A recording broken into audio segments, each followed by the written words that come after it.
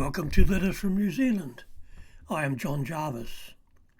Will we ever see giant airships floating seemingly silent in our skies and over our towns again? Serious international investment suggests that we might. People back at the time thought that the Hindenburg disaster that was filmed showing a mooring crew member falling to his death, followed by the flaming behemoth as it crashed into the ground north of New York City. The Zeppelin was filled with hydrogen, mainly because the US, the only supplier of the more inert helium, refused to sell it internationally. Hydrogen has a better lifting capacity than helium. German designers and engineers had worked tirelessly to perfect the luxurious rigid airship to allow faster travel and a less noisy passage than ocean liners. This included the first pressurized cabin to allow passengers to smoke without endangering the gas-filled envelope. The Hindenburg was privately owned, but crewed by the Luftwaffe, and its 50-metre black swastikas emblazoned on its tail fins did not endear it to many New Yorkers, as it sailed imperviously above their skyscrapers. Sabotage was suspected, but never proved. Airships, blimps, semi-rigid, framed and rigid, had captured the imagination of the public since the turn of the century. But this became more sinister when German airships attained the capacity to bomb London in World War I. The bombing did little structural damage, but the psychological effect was devastating. Initially too high for fighters to reach it, it was not until phosphorus machine gun rounds were developed to ignite the hydrogen tanks. The Zeppelins, however, were still used up until the last days of the war. Germany was not the only nation developing airships.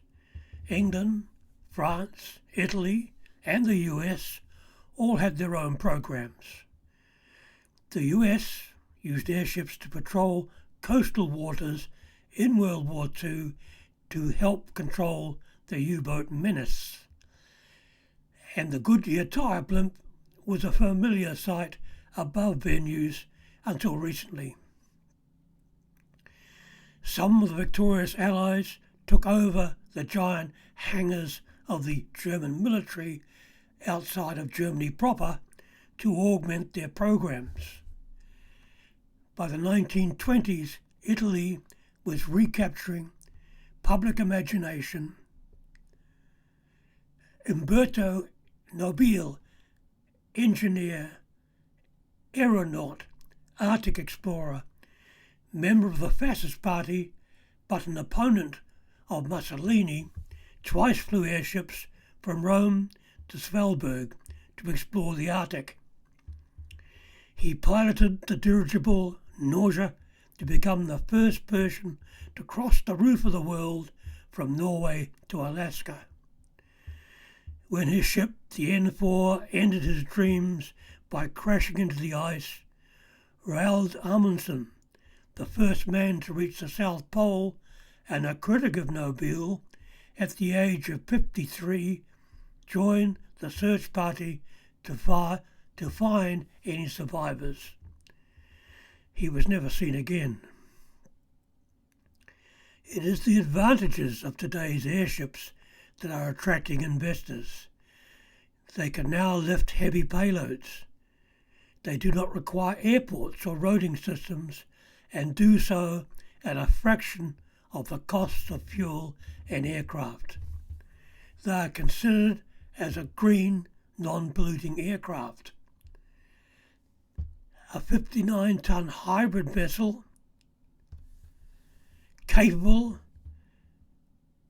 of loading many types of vehicles at a factory and roll them off at a job site, thus easing logistics and reducing costs.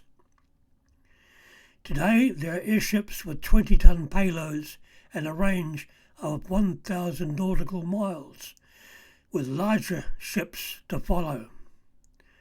They are ideal vessels to freight goods to remote areas like northern Canada, western Canada and other areas. Rapidly changing technology favours the airships.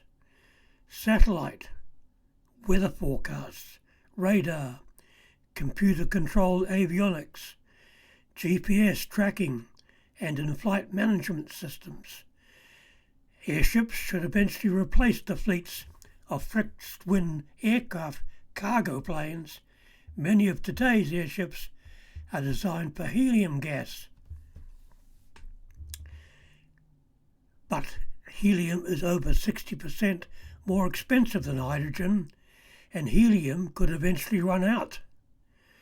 Helium is important for a variety of industries, such as medical equipment.